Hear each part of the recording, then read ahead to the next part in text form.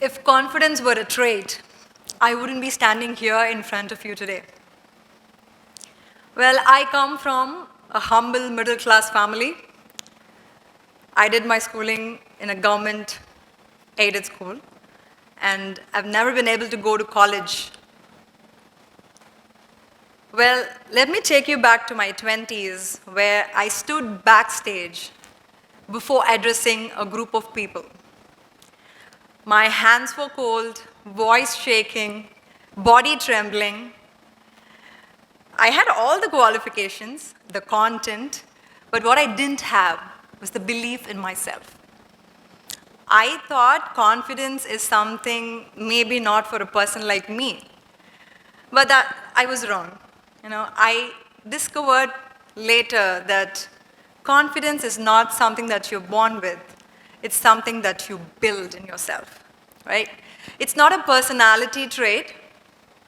It's like a muscle. Unlike any muscle you rep in a gymnasium. There is this myth. We live in a world where people think that confidence, like an exclusive club reserved for the bold, introverted, and naturally charismatic, it's just a myth. Because I've worked with thousands of individuals, shy students, quiet professionals, and new mothers returning back to work. And I've watched them grow into wonderful communicators, but definitely not overnight, but over time. If you ask me how, why? Because they trained themselves for it. Just like we train our bodies, we can train our self-belief as well. Let me tell you a real-time example. As a mother, I've known a mother who had not worked for almost 8 years, and her first step of courage is to confidently share about herself, introduce herself at a parent-teachers meeting. That first step triggered the cascade of self-belief in her.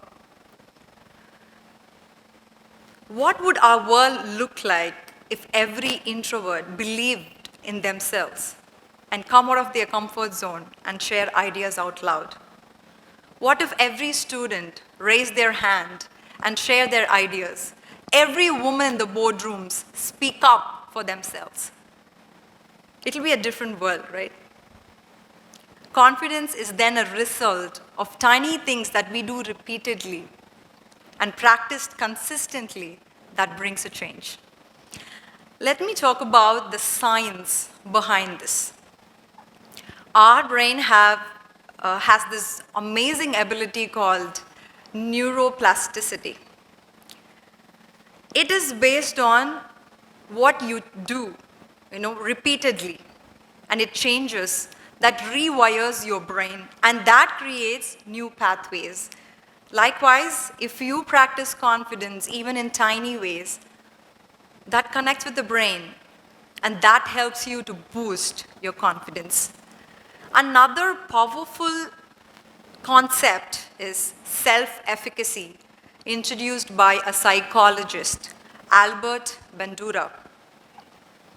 It is the ability to believe whatever you do has an outcome, and that outcome influences others.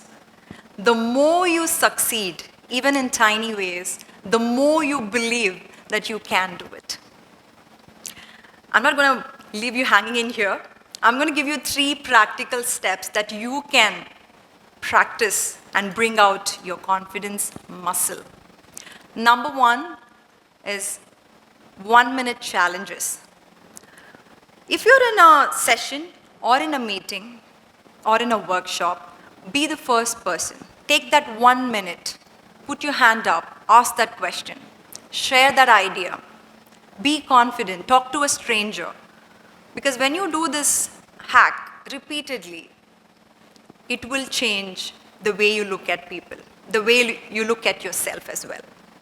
Number 2 is self-acknowledgement.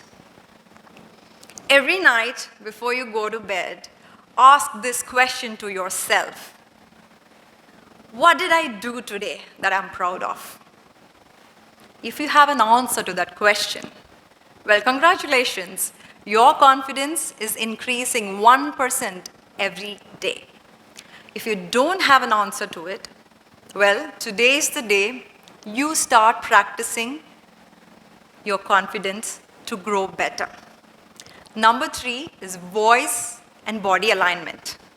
Speak slowly, deep breathly, and stand tall, because often your body gives signal to your brain how to feel, how to talk, where to keep quiet, everything.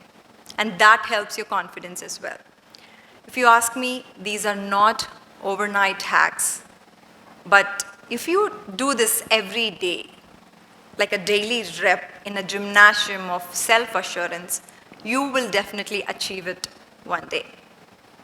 Let me pause here and tell you the difference between confidence and arrogance, because at times a lot of people thinks confidence as arrogance. Arrogance is really insecure, but confidence is grounded. It whispers that you are enough. You are capable.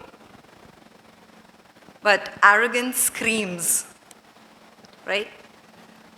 This is what I want to leave with you here today. Confidence is not something that you're born with.